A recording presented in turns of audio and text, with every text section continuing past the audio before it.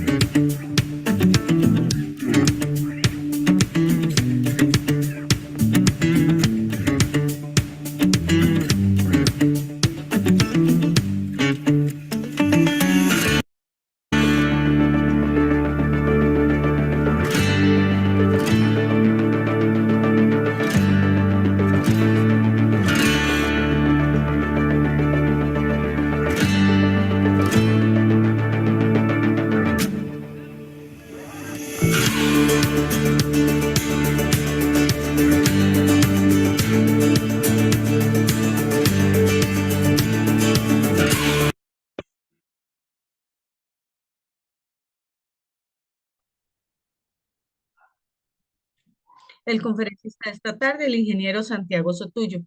Don Santiago es ingeniero principal de confiabilidad para América Latina con más de 4 décadas en experiencia en mantenimiento, confiabilidad y capacitación. Cuenta con amplios conocimientos en una variedad de técnicas de confiabilidad en una amplia gama de industrias. Sin más, los dejo con el ingeniero Sotullo. Adelante, don Santiago. Buenas tardes para todos. Déjenme poner la pantalla. Ahí estamos. ¿Están viendo mi pantalla? Correcto. Adelante. Muy bien. Buenas tardes para todos. Buenas noches para los que estamos de este lado del Atlántico. Yo estoy en Uruguay en este momento. Y bueno, supongo que quizás algunos más lejos en México sea más temprano para ellos. El tema de hoy, resolución efectiva de problemas y la introducción al método Cordan de análisis causa-raíz. Vamos a hacerlo de una manera breve por el tiempo limitado, pero vamos a tratar de profundizar lo más posible y bueno, surgirán eventualmente las preguntas de los participantes de lo que tengan interés. El método Cordan de análisis causa-raíz es primero que nada una metodología aprobada. Amgen Liability tiene experiencia en análisis causa-raíz de más de 25 años y entonces hay ya muchos años de práctica en la metodología. El método Cordan es un desarrollo propio de Amgen Liability, fruto de nuestra experiencia, de haber trabajado muchos años con otras metodologías y está basado en las metodologías, principalmente el árbol de causas, alineado con la norma IEC 62740 de análisis causa-raíz. O sea que nos hemos alineado con los estándares internacionales en la materia. Es una metodología eficaz para analizar cualquier tipo de problema.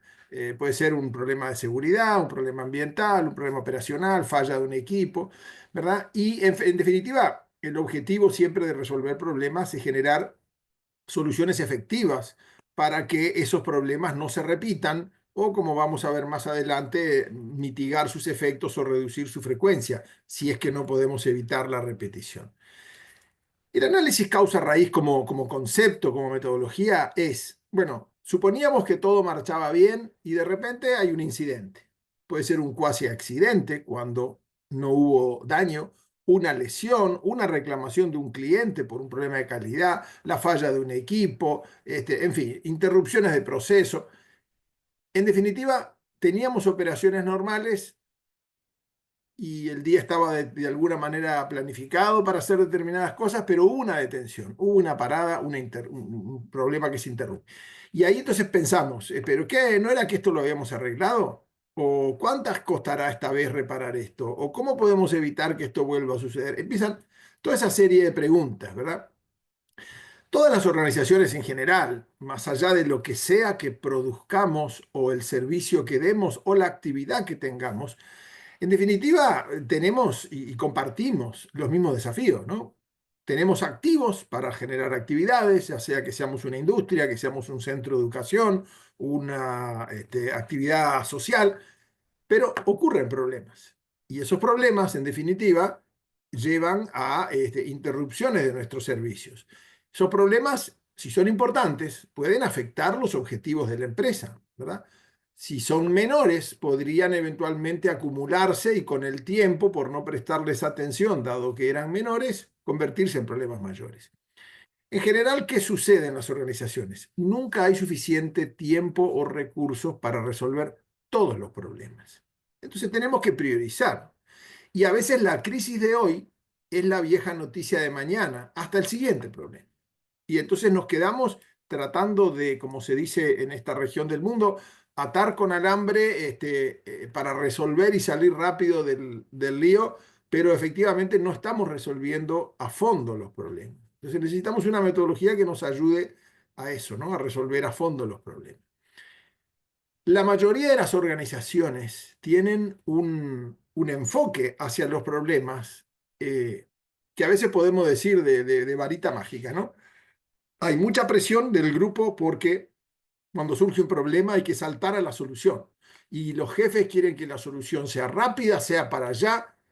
Y si yo no analizo el problema, si yo simplemente a partir del problema, a veces ni siquiera definido, porque nos sentamos en una reunión y cada persona tiene en su cabeza distintas ideas de lo que es el problema, pretender saltar a la solución sin mediar ningún análisis, en realidad es adivinar. ¿Verdad? Cuando saltamos a, a querer dar soluciones al problema sin haberlo analizado, estamos jugando a ser adivinos, nada más. Entonces, ¿por qué realizar un análisis causa-raíz? ¿Qué es lo que nos motiva a eso? Primero, y más importante que todo, aprender de lo que ha sucedido. O sea, lo que nunca podemos perder es la lección aprendida. Eso es clave, es lo primero que hay que tener claro. De cada problema, de cada falla, primero que nada tenemos que aprender algo. Segundo, evitar que se repita el incidente sería lo ideal, resolver el problema definitivamente y que nunca más se repita, o por lo menos mitigar el impacto del incidente. Si no lo puedo evitar, por lo menos que la próxima vez el impacto sea menor, afecte en menor medida. O tercera opción, si no puedo evitarlo y no puedo mitigar el impacto, por lo menos reducir la frecuencia, que ocurra menos veces, ¿verdad? Entonces, estas son las tres cosas a las cuales tenemos que apuntar. Evitar que se repita, mitigar el impacto o reducir la frecuencia, ¿verdad? O una combinación de estas dos si no podemos lograr la primera. La pregunta del millón es entonces, ¿cómo logramos esto? ¿Cómo hacemos para tener una metodología sistemática que ante un problema nos permita encararlo eficaz y eficientemente para lograr la efectividad de evitar que se repita, mitigarlo o reducirlo? La clave es que esa metodología nos ayude a identificar las causas raíces. Y ya vamos a hablar y dar una definición de lo que son causas raíces. El análisis causa-raíz en general es una técnica utilizada para resolver problemas y ha existido durante décadas de una forma u otra, desde técnicas muy simples hasta algunas más complejas. Seguramente muchos de ustedes han oído hablar de la metodología de 5 por qué, o del diagrama de espina de pescado de Ishikawa, o del árbol de fallas y el árbol de éxitos, o los eventos y factores causales, o el análisis de por qué, o los AXIMAPS, o el tripod beta, o el método de árbol de causas, en fin. Todas estas y algunas otras son metodologías que están descritas en la norma internacional IS 62740 de análisis causa-raíz. Nosotros lo que vamos a ver es una forma del método de árbol de causas, aunque en realidad recoge también algunas de las otras metodologías, porque de algún modo están todas emparentadas. Lo más simple que uno puede tener como metodología es el método de los 5 por qué. Es un método simple, pero que presupone una simplificación demasiado. ¿Por qué? Porque el método es lineal. yo tengo un problema, por ejemplo, muñeca rota, y la primer por qué, hizo segundo, tercero, cuarto, hasta el quinto, voy respondiendo, porque me golpeé la mano en el suelo, y por qué, porque la persona cayó, y por qué, porque me resbalé, y por qué, porque la superficie estaba mojado, y por qué, lluvia. Entonces, si yo sigo esta metodología, alguien podría pensar que la causa raíz es la lluvia. ¿Cómo hago para resolverlo? Si llueve, hay países como ustedes que llueve muy seguido a lo largo de todo el año, en otros hay más temporadas lluviosa y no, y ahora con el tema del cambio climático y todo esto, no es fácil de prever la lluvia o no la lluvia, o por lo menos no Pues la podemos el predecir. sábado, ¿no? Por favor, ¿Mm? muten los micrófonos, si fueran tan amables, para evitar tener ruidos en la sala. Decíamos entonces, ¿será que la causa raíz es la lluvia? Obviamente suena a poco lógico, ¿verdad? Entonces, acá el problema que tiene esta metodología, que tiene esa simplificación tan extrema que lo hace muy fácil de utilizar, tiene una desconexión. Estoy usando un método lineal para analizar problemas que son cadenas de eventos no lineales. La realidad no es lineal. La realidad tiene una combinación de causas y cosas. Entonces, esa es una primera limitación. Es un buen método, pero recuerden siempre que lo usen de que solo es válido para problemas simples, que acepten esa simplificación de la linealidad. Entonces, ¿por qué desarrollar una metodología que esta nuestra, que es la Cordan análisis causa-raíz? Primero porque necesitábamos tener una metodología que sea escalable, o sea, que yo pueda usar la misma metodología al nivel apropiado, sin importar cuán grande o pequeño sea el problema, ¿verdad? O la oportunidad a lograr con la resolución del problema. Segundo, que sea aplicable. La misma metodología que se pueda utilizar para todos los tipos de problemas, ya sea problemas de seguridad, medio ambiente, operacional, confiabilidad, calidad, pérdida de negocio, reputación, cualquier tipo de problema se pueda analizar con la misma metodología. Expandible, que la misma metodología me permita analizar un problema individual o un problema sistémico que se ha repetido muchas veces. Y cuarto, perdón, para completar, que sea defendible, o sea, que la efectividad del éxito se pueda cuantificar mediante un cálculo, retorno a inversión o evaluación de la reducción de riesgo, siempre con un enfoque en la implementación de la solución y el valor que se agrega una vez resuelto el problema en un enfoque de programas, etcétera, ¿no? O sea, escalable, aplicable, expandible y defendible. Y esas son las características de la metodología Corda. El método tiene tres pasos, es muy simple de explicar, en realidad después en la práctica hay algunas dificultades porque empezamos a meternos con cosas que tienen que ver con la cultura organizacional, con los hábitos de la organización, etcétera, etcétera, y eso es donde hace más difícil la puesta en práctica. Pero la metodología conceptualmente es muy simple. Le llamamos proceso PAR por las iniciales de las tres palabras que definen las etapas, ¿no? La P de preparación, la A de análisis y la R de resolución. Entonces, veamos el paso 1 del proceso PAR, la preparación. La gente no planea para fallar. Lo que ocurre es que fallamos en planificar. Nadie planea el fracaso. Es un absurdo pensar eso, que la gente planifique el fracaso. No, lo que ocurre es que fallamos en planificar. Entonces, todo el trabajo que se realiza antes del análisis causa-raíz es lo que a menudo determinará si el análisis causa-raíz tendrá éxito en lo que intenta lograr, ¿verdad? Entonces, para hacer un buen análisis causa-raíz tenemos que tener en cuenta las 6 P. Previa planificación y preparación previenen una pobre performance. Eso es clave.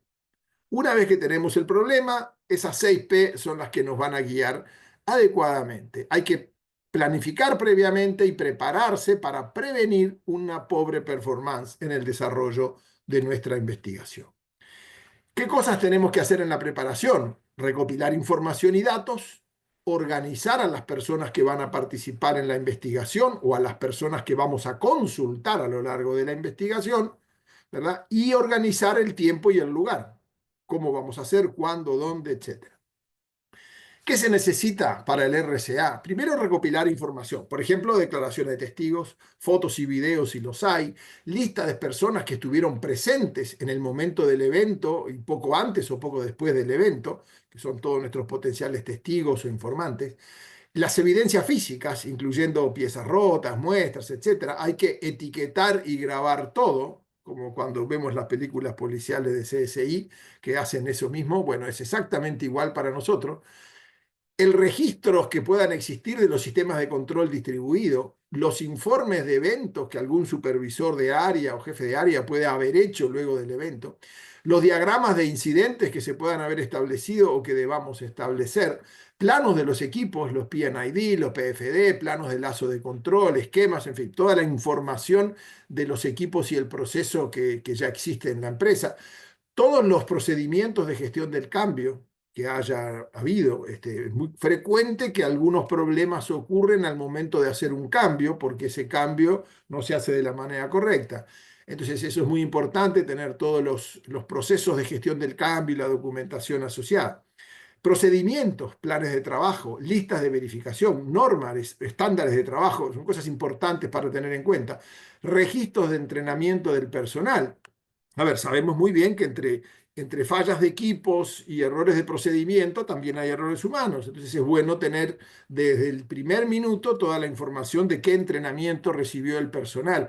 Si estamos hablando de fallas de equipos, el historial de mantenimiento va a ser importante. Si por alguna razón se decidió hacer alguna prueba, alguna evaluación, bueno, queremos tener los datos, los informes, los resultados de esas pruebas. Y en definitiva, cualquier cosa que ustedes en el momento de la investigación juzguen que es relevante para el problema que estamos analizando. Algunas consideraciones importantes cuando recopilamos información y datos. Primero que nada, recopilar toda la información que se pueda antes del análisis causa-raíz. Recuerden que al recopilar información, el tiempo es crítico. Cuanto antes, mejor, ¿verdad? No dejen para mañana. Consigan todo lo más posible, lo más rápido posible. Hay que reconocer en realidad que esto es un proceso continuo, ¿verdad? Hay información que la capturaremos inicialmente muy bien y habrá que conservarla correctamente, pero en la medida que avancemos en la investigación va a haber más información que vamos a tener que recolectar. Entonces es importante eventualmente, sobre todo si el problema es complejo, tener una persona del equipo asignada para el proceso de recopilar información y datos.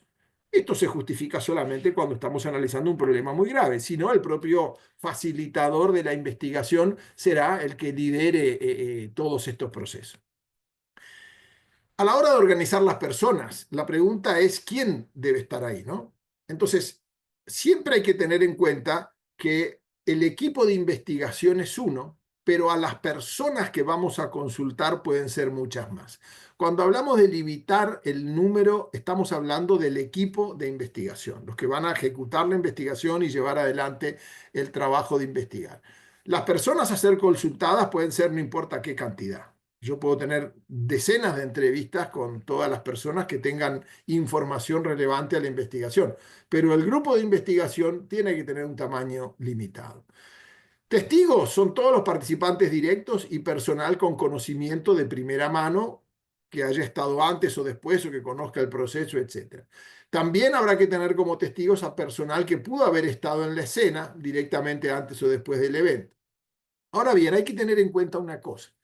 La información de los testigos debe recopilarse mediante declaraciones escritas o grabadas con consentimiento del testigo y en un proceso de entrevista con todas las garantías, ¿no? Lo que hay que tener claro es que nuestras entrevistas de investigación no son interrogatorios.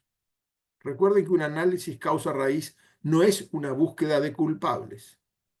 Nosotros lo que estamos buscando son causas, raíces para encontrar soluciones efectivas que nos permitan resolver los problemas. Por lo tanto, cuidado con esas organizaciones que utilizan la metodología, esta o cualquier otra de causa-raíz, para buscar un culpable.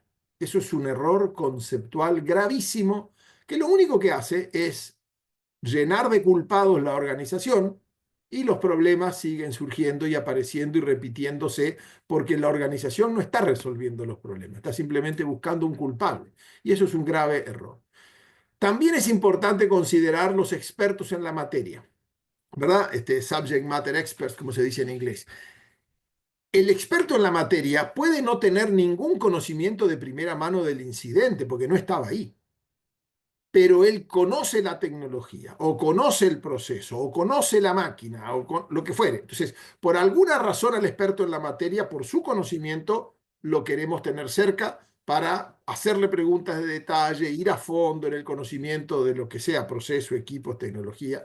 Es personal que comprende el proceso, los procedimientos de la unidad, son expertos en disciplinas, en áreas eventualmente asociadas al incidente, puede ser un experto en seguridad, en medio ambiente, en confiabilidad, marketing, calidad o en la tecnología del proceso, lo que fuere, ¿verdad? Son importantes, pero no son testigos, ¿verdad? Son gente que consultamos como peritos, expertos en el tema. En cambio, los testigos son los que tienen información para aportar o que vieron algo, etcétera. En general, la limitación del tamaño suele haber un problema pequeño con dos, tres personas lo podemos resolver bien. Un problema más grande, quizás precisamos 6, 8 o 10 personas máximo, pero no más grande que eso, porque ya le digo, se torna difícil manejar un grupo mucho más grande que 8 o 10 máximo, ¿verdad? Entonces, a veces es mejor tener un promedio de entre 6 y 8 personas máximo y al resto que haya que consultar, ya sean testigos, especialistas en la materia, los llamamos, los convocamos para entrevistas o para varias reuniones con el grupo cuando sea necesario su participación. Es importante, cuando se arma el cronograma de trabajo, y esto se va ganando con la experiencia, establecer una fecha objetivo, ¿verdad? Y definir el cuándo y el dónde se llevará a cabo todo el programa de análisis causa-raíz. Las fechas objetivos se deben establecer para cuándo se inicia el proceso de causa-raíz, cuándo se presenta el plan de soluciones para la aprobación de quienes sean los que financian los recursos de esta solución y completar el informe final, ¿verdad? Y deben ser establecidas estas fechas objetivos de ese programa entre el facilitador y el líder responsable del problema, que es el líder que asignó el análisis causa-raíz. Entre las dos partes, el líder, le hace el gerente del área donde ocurrió el problema, él es el dueño del problema. Él es el que nos pidió ayuda para resolverle el problema en su área. Nosotros somos los facilitadores. Bueno, trabajando en equipo con ese líder, cualquiera sea el nivel jerárquico que el líder tenga, nos pondremos de acuerdo en plazos razonables. Obviamente el facilitador con su experiencia, viendo la complejidad del problema, podrá decir esto lo podemos resolver en un día, en una semana o en un mes, pero hay que ponerse de acuerdo entre ambas partes. En mi experiencia, y aún resolviendo problemas muy complejos, como puede ser una fatalidad o una falla grave que deja mucho tiempo parado un sector, una máquina o una actividad, es muy raro que una investigación requiera tiempo total de trabajo de las personas mucho más allá de 15 días o un mes. Es muy raro. La mayoría de los casos se resuelven en una semana de trabajo full time. Está hablando de problemas graves, de los top 10 problemas de una organización.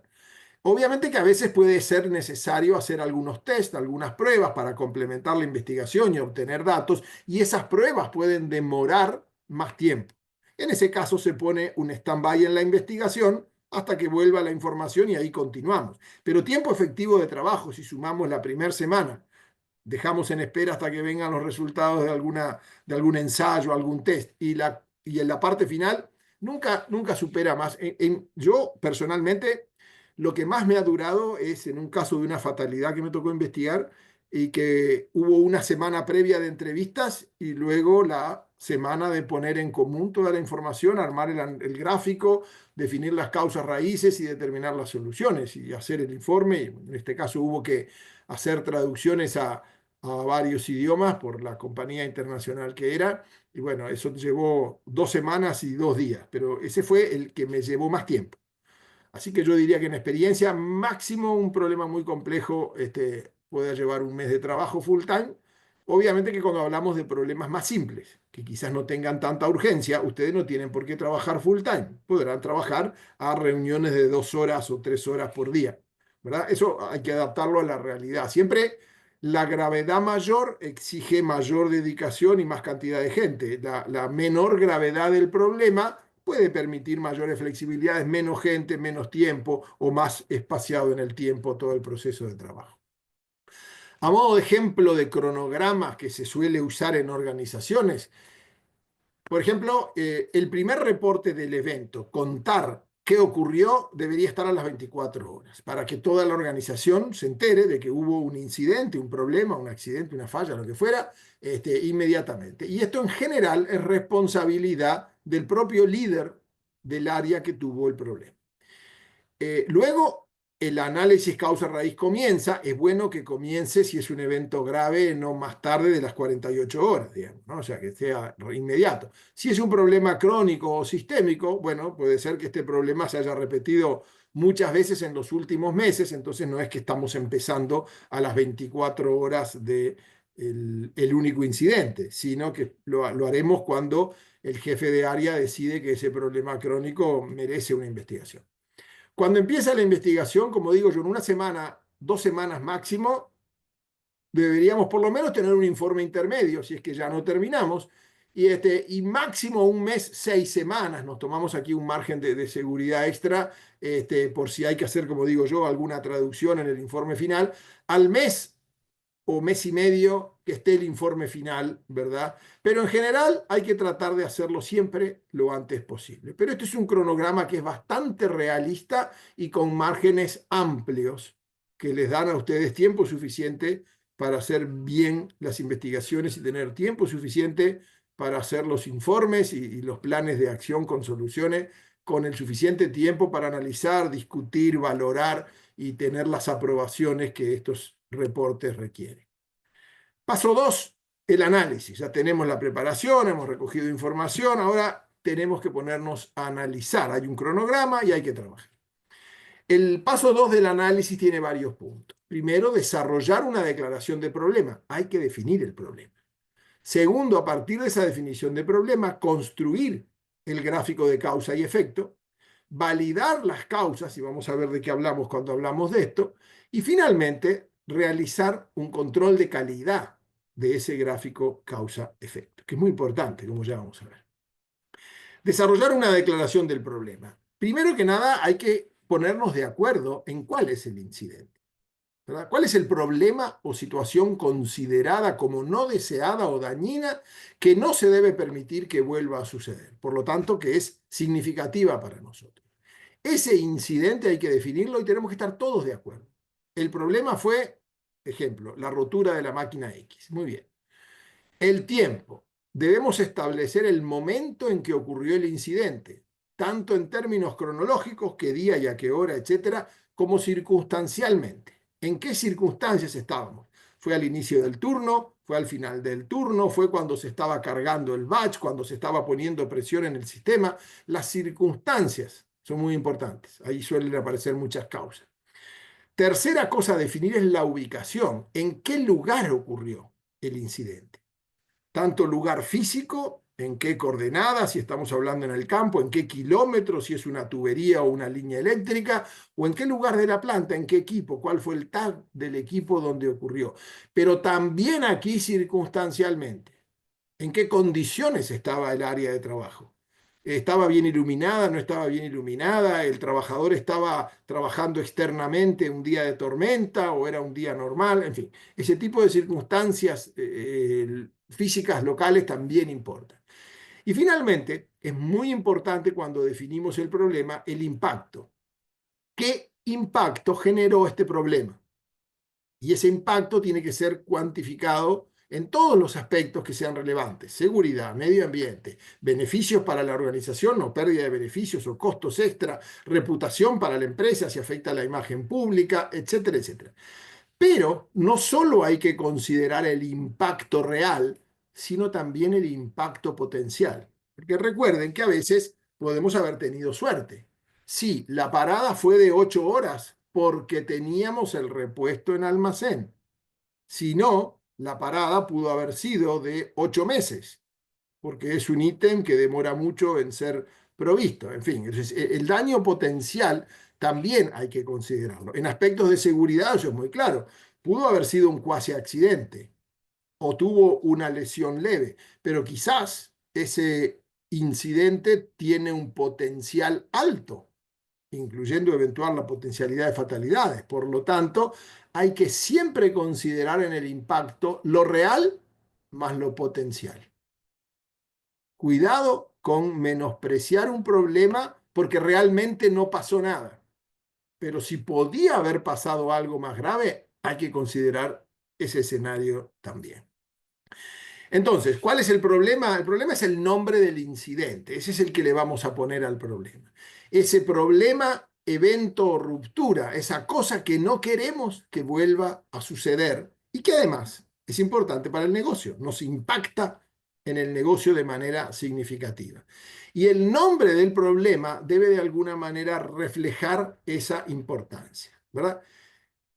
Hay casos en los que eventualmente se puede optar por analizar algo positivo, no algo negativo. En general hablamos de problemas, son cosas negativas que impactan los objetivos de la organización, pero la misma metodología se puede también aplicar para algo que sea positivo, ¿verdad? Algo deseable, un buen resultado. Nos salió bien algo y no tenemos muy claro por qué lo hicimos bien. Entonces puede valer la pena analizarlo, ¿verdad? Y entonces en este caso el incidente sería algo positivo que lo que queremos es poder repetir en forma sistemática. Y estos eventos también tienen causas y nos interesaría aprender esas causas para volverlas a repetir. Hoy nos salió de casualidad, pero ¿cómo hacemos para practicar y que eso lo podamos repetir?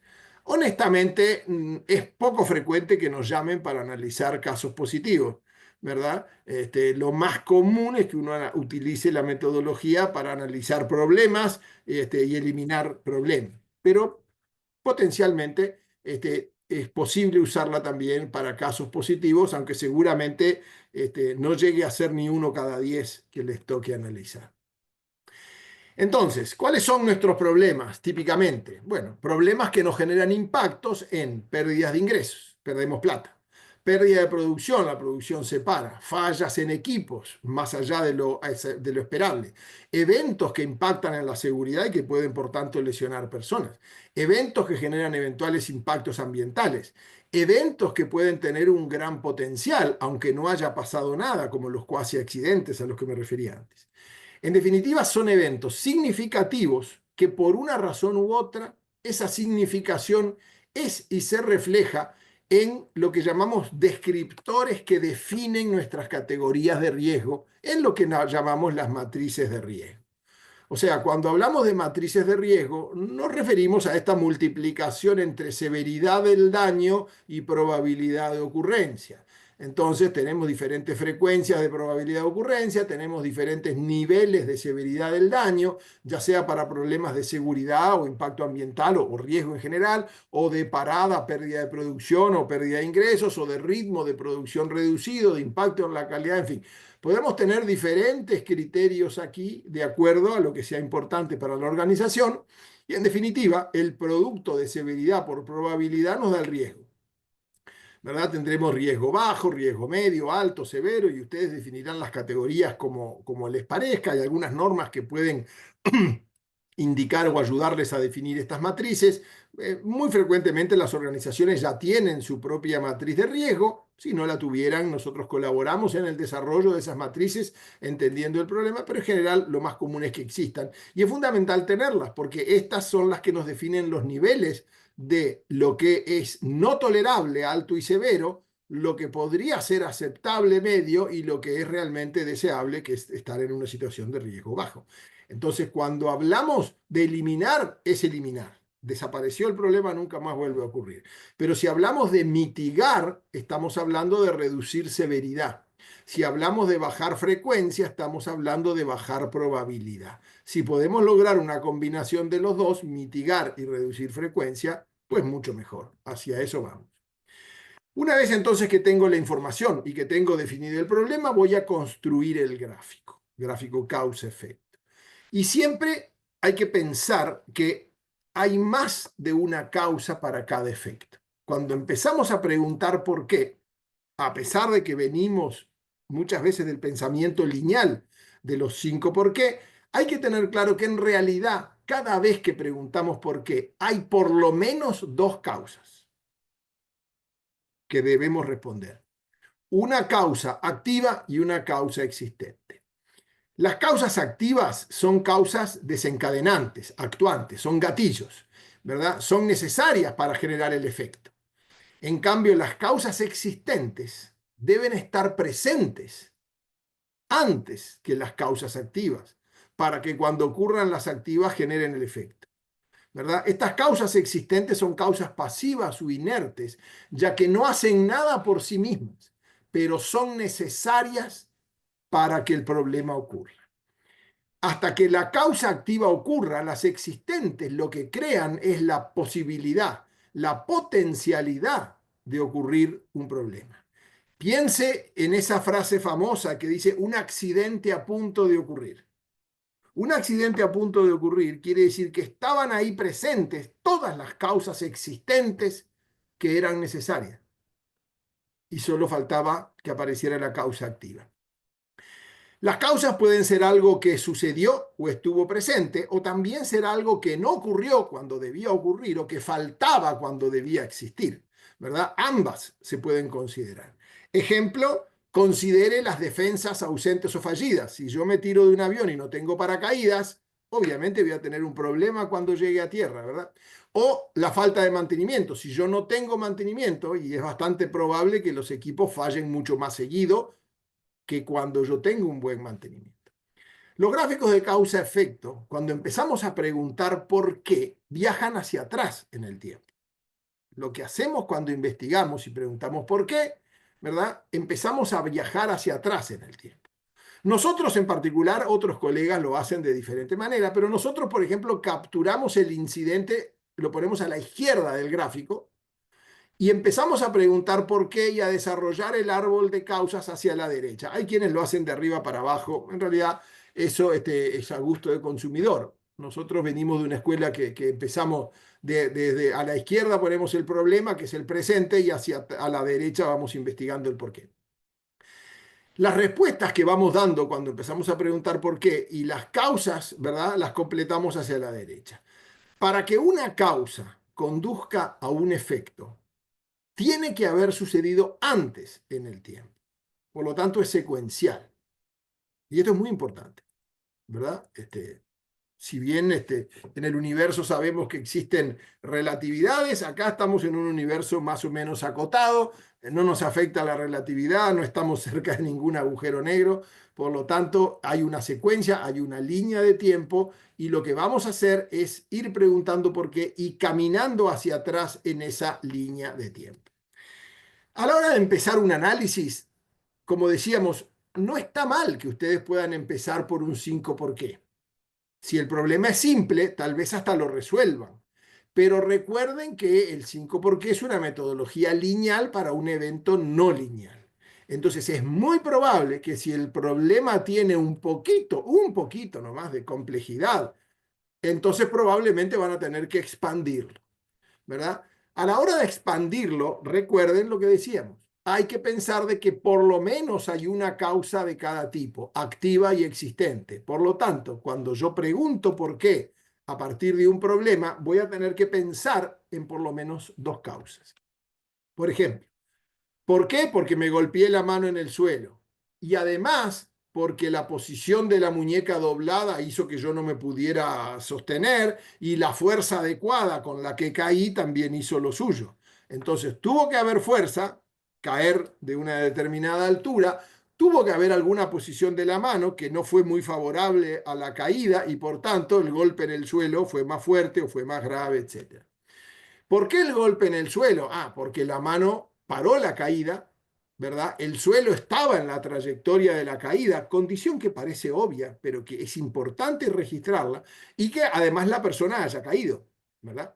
Que era obvio, porque si me golpeé en el suelo es porque caí, pero tenemos que ser explícitos. No hay que dar nada por sobreentendido cuando uno hace un análisis causa-raíz y tiene que poner todas las causas, aun las que parezcan muy obvias o evidentes, hay que ponerlas. ¿Por qué la mano paró la caída? Y bueno, porque fue el instinto de protegerme del impacto, ¿verdad? ¿O por qué la persona cayó? Ah, porque la persona había resbalado y porque existe la gravedad. Si yo resbalo, me caigo. Estamos en un mundo gravitatorio.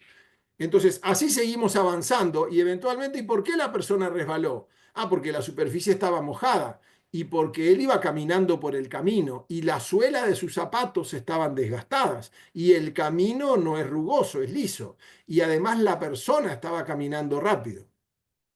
Entonces vemos cómo acá las verdes eran nuestro viejo 5 por qué, algunas más, otras menos. En este caso las verdes son activas, las grises son existentes. En el 5 por qué es muy común que pongamos la mayoría de las causas activas y muy pocas de las existentes. Cuando empezamos a abrir el gráfico y vemos entonces que aparecen unas cuantas grises que en general suelen ser más que las verdes, las existentes suelen ser bastante más que las activas, empezamos a entender mejor el problema, ¿verdad? Y el cómo resolverlo. Perdón, una cosa adicional. Aquí, si uno piensa un poco más, dice, ah, el problema ya no era la lluvia, que era la causa de la superficie mojada. Probablemente acá tengamos algunas causas que es interesante. La persona venía caminando rápido, el camino era liso, los zapatos desgastados. Este tipo de causa suena mucho más útil para encontrar solución que el hecho que decir que la superficie estaba mojada por lluvia. Porque podemos decir, sí, estaba mojada por lluvia, pero también podemos agregar que el camino no tenía techo. Si el camino hubiera tenido techo, y esa es una causa existente, hubiéramos evitado que el camino esté mojado. Y por tanto, la persona no hubiera tenido que caminar rápido para no mojarse, porque iría bajo techo en ese camino. Entonces, por poner un ejemplo nomás, las soluciones en general van a ser mejores cuando miramos las causas existentes, van a dar mejor resultado que si atendemos solamente a las causas activas. Las causas existentes duran mucho tiempo y por tanto la solución que apliquemos en ella también dura mucho tiempo. Las causas activas suelen ser bastante aleatorias en su aparición y por tanto es mucho más difícil controlarlas, ¿verdad? Igual a veces la combinación de soluciones incluye ambas, pero en general las soluciones más robustas son en las causas existentes que en las causas activas. Y acá me adelanto a dar una definición de lo que es causa raíz conceptualmente para nosotros. Causa raíz será aquella causa donde podemos encontrar una solución efectiva para evitar la repetición del problema. Entonces, puede ser una causa raíz la suela desgastada. Si yo le pongo zapatos adecuados, hay menos probabilidad que la gente se resbale. Que el camino tenga cierta rugosidad podría ser una buena solución para evitar resbalones, entonces la causa del camino es liso, podría ser otra causa raíz muy buena donde minimicemos todavía el riesgo y además que la persona esté caminando rápido también lo podemos corregir trabajando en ciertas culturas de trabajo y en ciertos malos hábitos que la gente tiene. Pero si esta persona caminando rápido tiene relación con que llovía, entonces quizás haya que pensar en por qué la superficie mojada, la lluvia y la falta de techo. La lluvia fue una condición, la falta de techo otra, el mal hábito de no querer mojarme pudiera ser una acción. Y bueno, ahí tenemos que ver entonces cómo mejorar eso en cuanto a o tener mejor drenaje para que el agua no se acumule en el camino o tener un techo para que ese camino no se moje. ¿Cuándo terminamos el gráfico? ¿Hasta cuándo llegamos? Yo ahí ya estaba de algún modo agregando alguna causa adicional a ese gráfico. En general, decimos que completamos el gráfico cuando haya cumplido con todos los requisitos del gráfico. Para ello tengo que identificar causas y etiquetarlas como acción, como causa activa o como causa existente. Que tenga múltiples causas en cada conexión, o sea, que tenga por lo menos una causa de cada tipo o más. Que haya agregado, y este punto es muy importante, evidencia para validar cada causa y tener paradas que nos permita un stop que nos diga que hasta aquí llegamos. En algún punto hay que parar porque no tiene más sentido preguntar por qué, ¿verdad? Y finalmente asegurarnos de que todas las relaciones lógicas fueron revisadas, cuestionadas y aseguradas que responden a la lógica del problema y que hay evidencia que valida esas causas. En definitiva, una vez que el gráfico se haya completado hasta ese nivel de detalle, estará listo para pasar a las soluciones. Y aquí estamos entonces en el último paso de la metodología, las soluciones. Entonces, la R de resolución tiene también varias etapas: generar y seleccionar soluciones, implementarlas, comunicar los hallazgos a la organización y medir el éxito de las soluciones, combinado con la comunicación final de los logros a toda la organización. A la hora de generar soluciones, la teoría es que si yo aplico una solución en una causa, el efecto de actuar acá se va a reflejar acá y va a seguir en cadena hasta el final. O sea, la eliminación de una causa en una conexión causal elimina el efecto a la izquierda de la causa. Si yo elimino una de las causas que son necesarias y suficientes para provocar este efecto, pues elimino este efecto. Y si elimino este efecto, como acá también estas dos son necesarias y suficientes para provocar este efecto, se elimina este efecto y así hasta el final. Entonces, se puede rastrear hasta el primer efecto de la tabla, siempre y cuando todas las causas cumplan con los criterios de las relaciones causa-efecto, como yo estaba diciendo, y se haya verificado que todas las causas del gráfico hayan sido validadas por lógica y por evidencias creíbles. Finalmente, todas y cada una de las causas potencialmente son posibles oportunidades de solución. Por tanto, de acuerdo a la definición que les acabo de dar de causa raíz, todas las causas del gráfico son potencialmente causas raíces, no necesariamente la última de una fila. Si es más fácil aplicar una solución en esta causa intermedia que en esta última, la causa raíz era esta. Y además me corrijo en una cosa: cuando hablamos de causa raíz, deberíamos hablar siempre de causas raíces, porque en general hay más de una. Está mal hablar en singular de causa raíz, porque no hay una única causa. Fenómenos multicausales van a necesitar varias soluciones aplicadas en diferentes causas para poder asegurar el máximo de eliminación del problema o por lo menos de mitigación del daño o de reducción de la frecuencia para en nuestra matriz de riesgo llegar a un nivel aceptable de riesgo final. ¿Ok? Don Entonces, Santiago, diga usted. sí, estamos a 10 minutos para finalizar Muy y bien. vamos a activar el chat para que las personas puedan hacer sus consultas. Gracias. Excelente. Gracias a ti.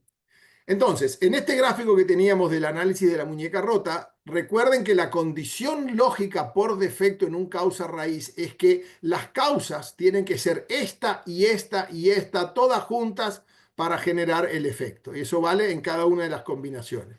Pero como yo les decía, si yo pienso en la superficie mojada, una posible solución es colocar una cubierta, un techo, o moverme a un lugar con mejor clima. Eso seguramente pudiera ser más caro. Si tenía los zapatos desgastados, una posible solución es tener un programa de recompra, de comprar calzado adecuado.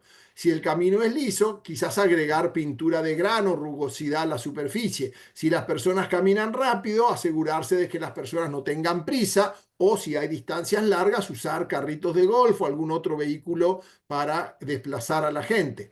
Si el problema es protegerse del impacto, quizás haya que hacer entrenamientos a las personas para que en caso de caídas sepan caer sin tanto daño.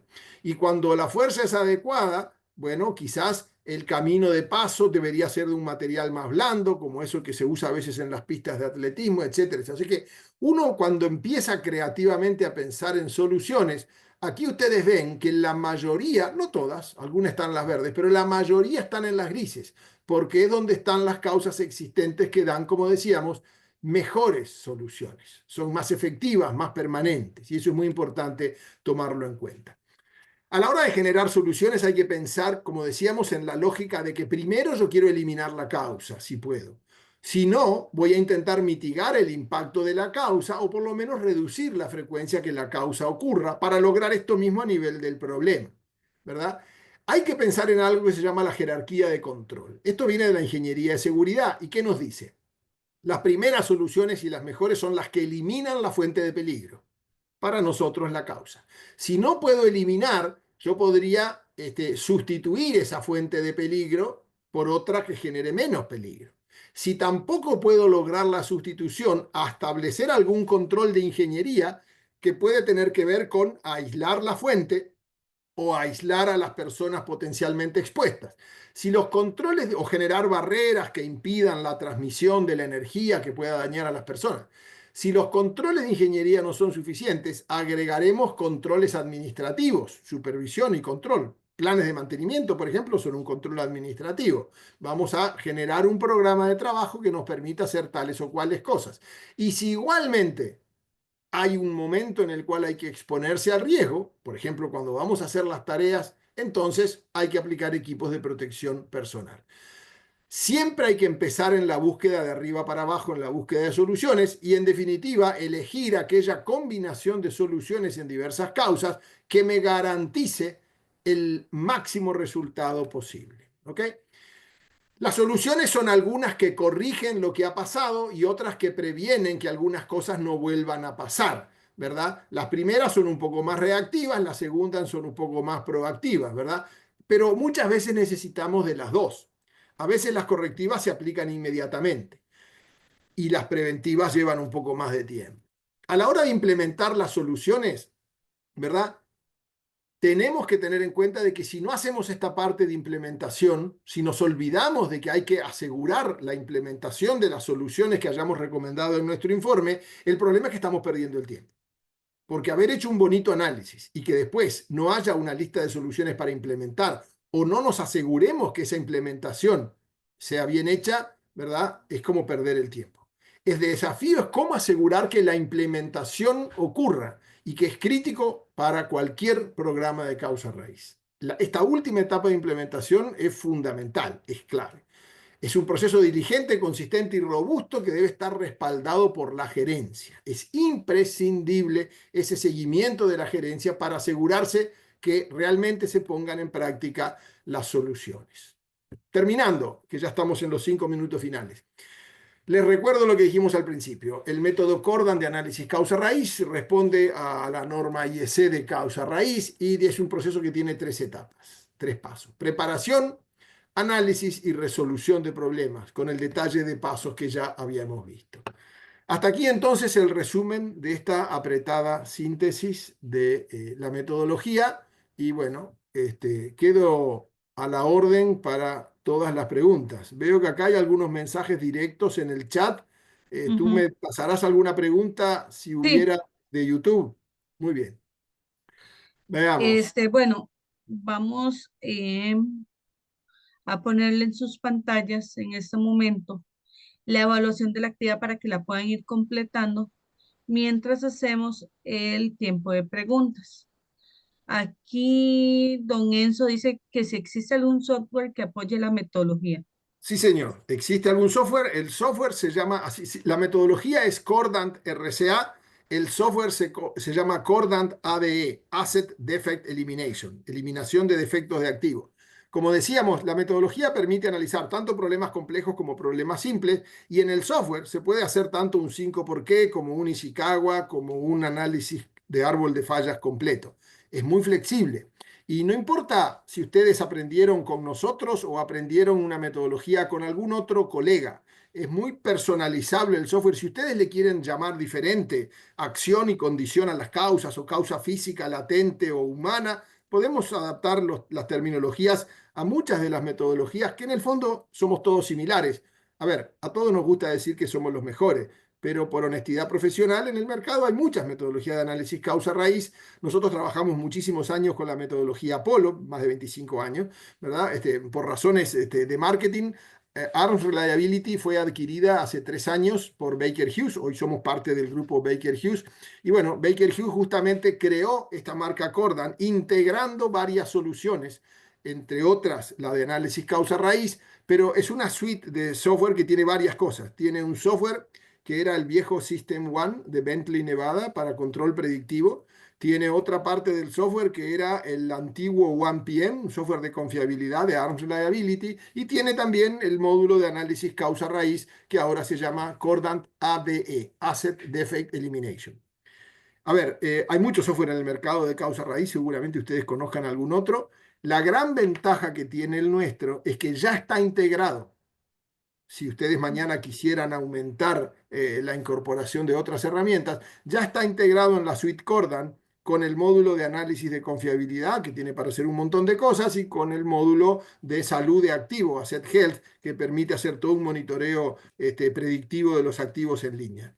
Entonces, para aquellos que quieran ir a más, la ventaja de nuestro software es que si lo incorporan, después con el tiempo pueden ir agregando los otros módulos y seguir en ese proceso de mejora continua.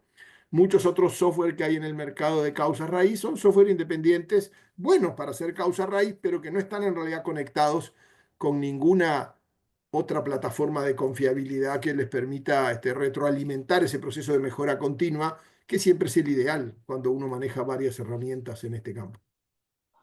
Perfecto. Aquí, don Segundo, bueno, dice que muchas gracias por compartir sus conocimientos. Y don Rafael Barrantes tiene dos consultas. Una dice que, según entiende, el análisis lineal a no lineal se logra incluyendo causas existentes. ¿Es así?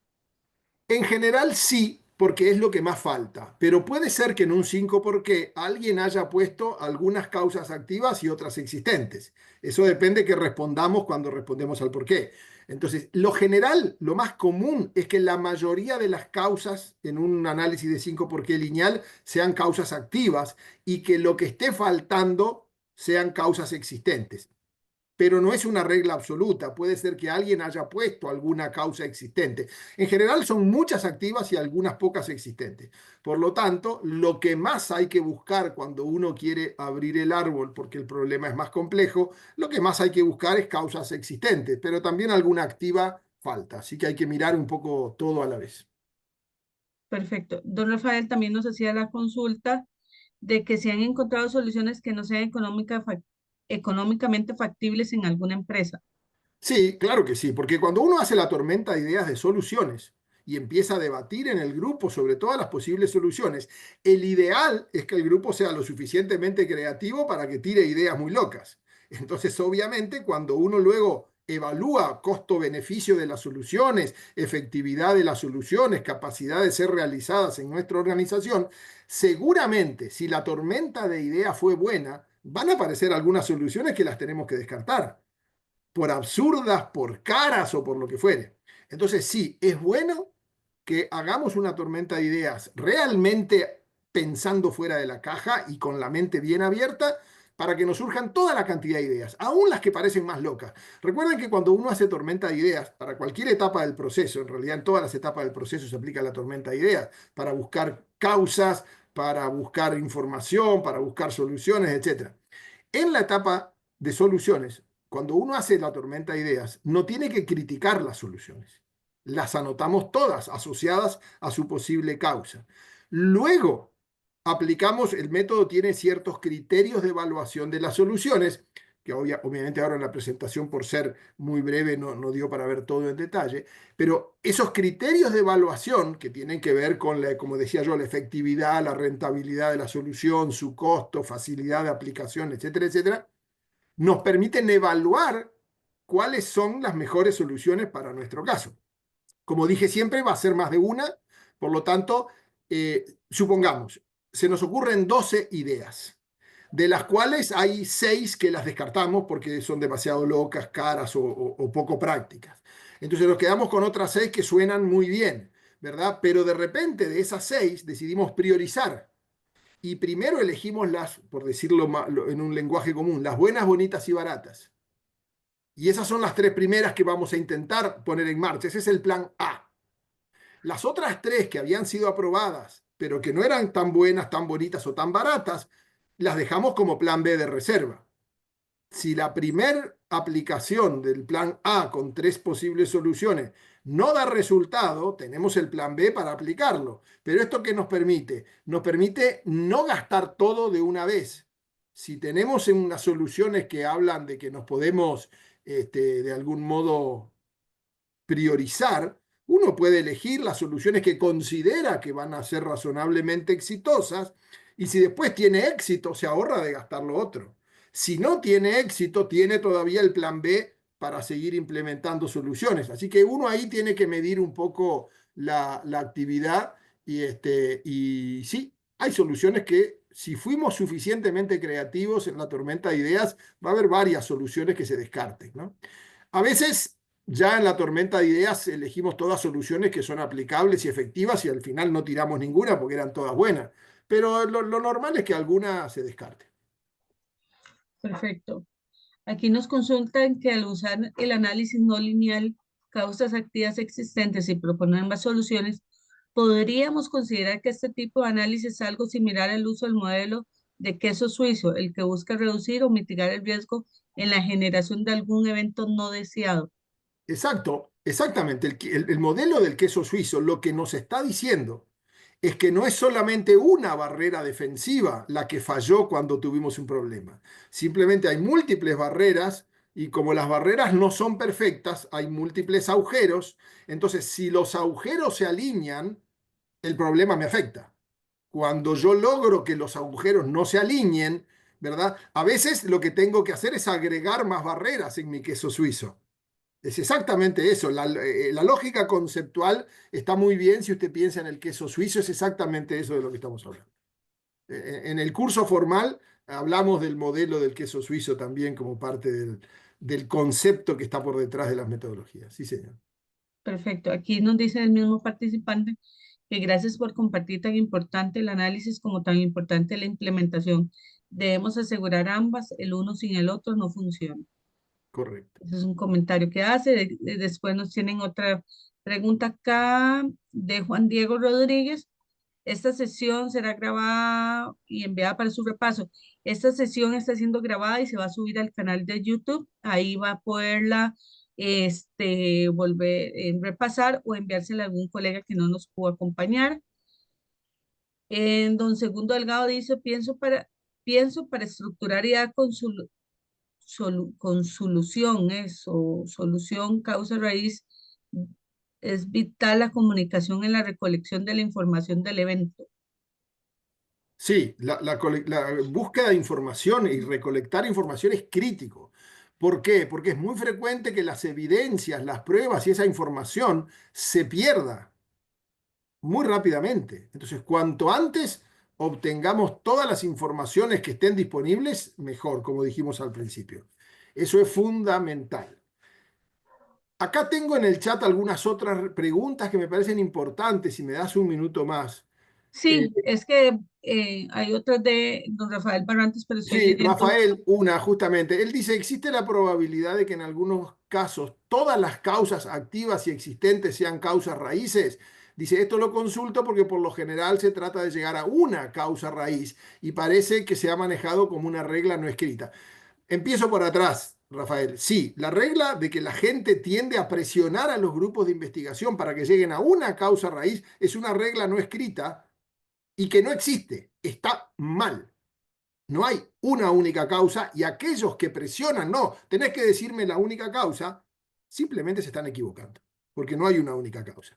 Ahora, de ahí a que todas sean causas raíces, seguramente no es necesario, porque seguramente hay un mínimo conjunto de soluciones y por ende un mínimo conjunto de causas raíces que es suficiente para resolver el problema, prevenir su repetición o mitigar su efecto o reducir su frecuencia.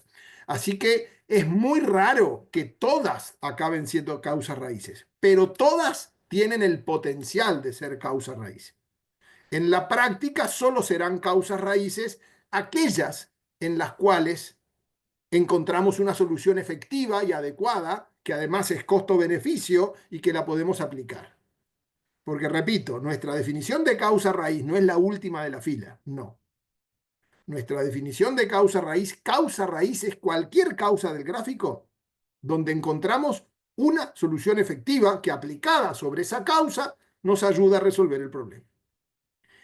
En general, si yo hago una sola solución, lo más probable es que no reduzca el problema a un nivel que sea aceptable.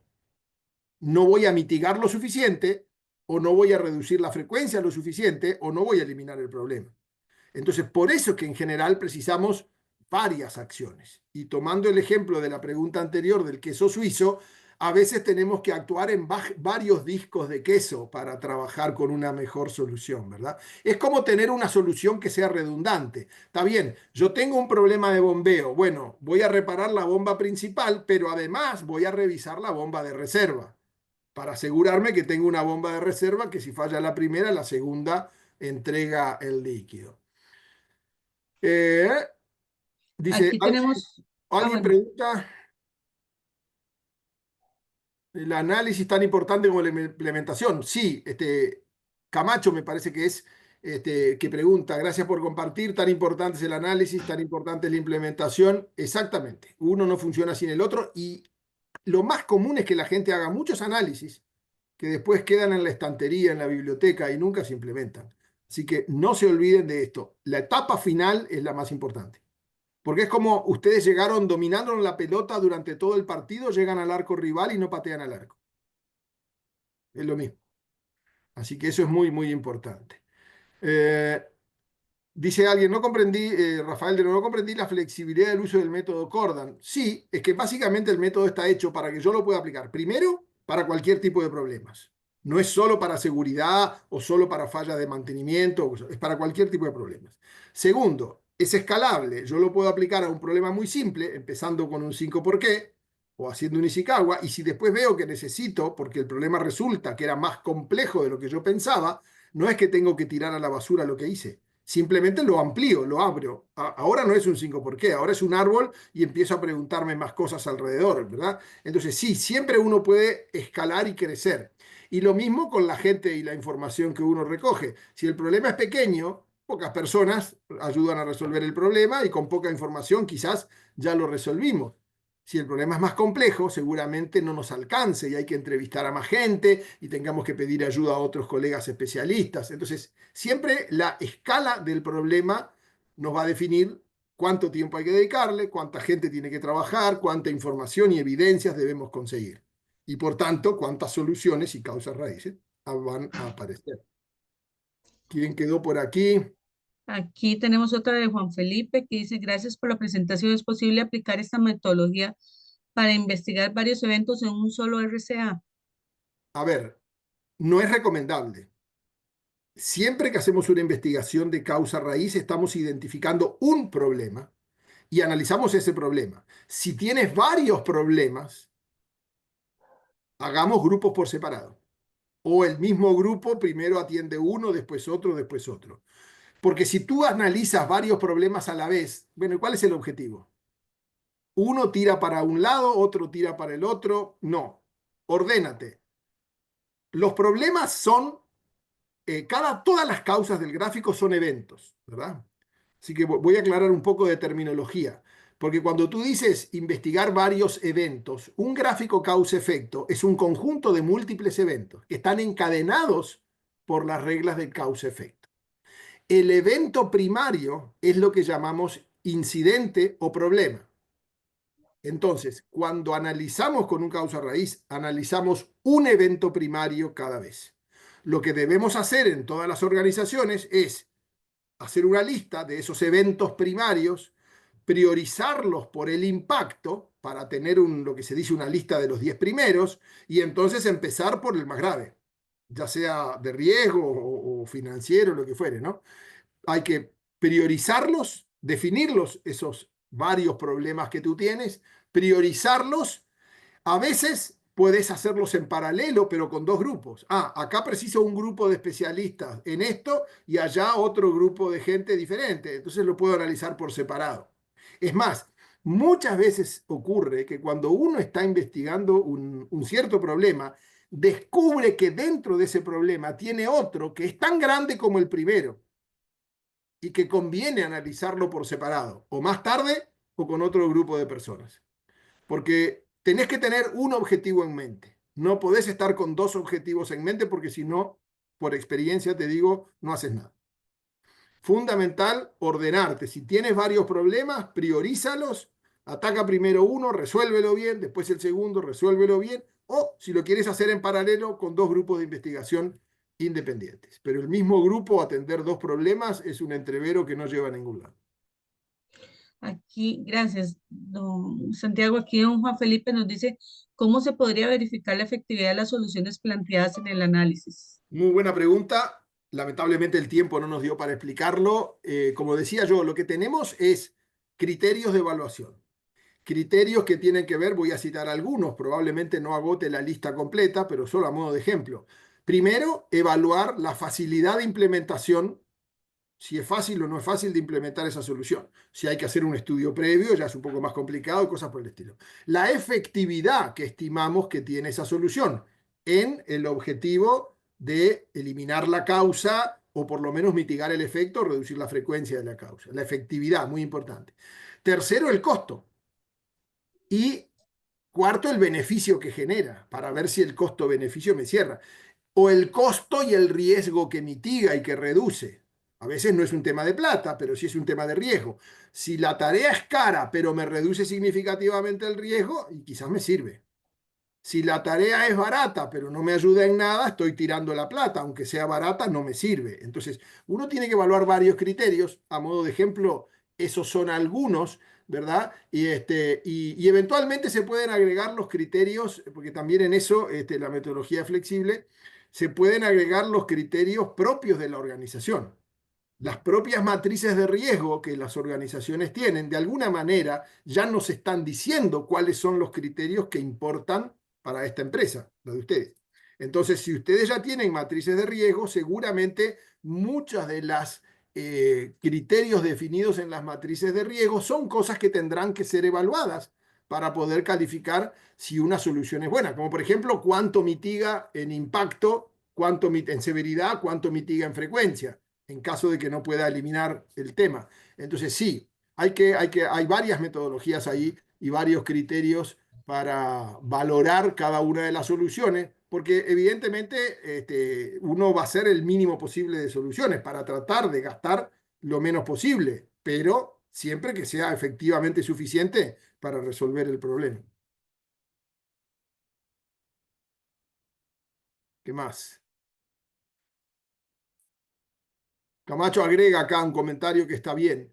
Es matriz de recurrencia, de repetición de los posibles eventos, también ayuda a validar la efectividad.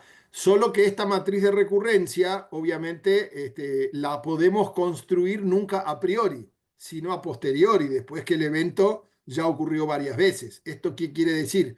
Traducido para los que quizás no sepan lo que es una matriz de recurrencia. Si el evento se repite, y entonces baja la frecuencia, entonces en esa matriz de recurrencia va a haber un movimiento de ese problema. Aparece menos o el impacto es menor. Entonces, si ese tipo de cualquier forma de registrar está bien a posteriori, ¿verdad? Y matrices de recurrencia o simplemente matrices de impacto. La propia matriz de riesgo en general incluye ambas cosas. Pero también hay que tener en cuenta que acá lo que estamos hablando es cómo hacemos para validar las soluciones antes de implementarlas.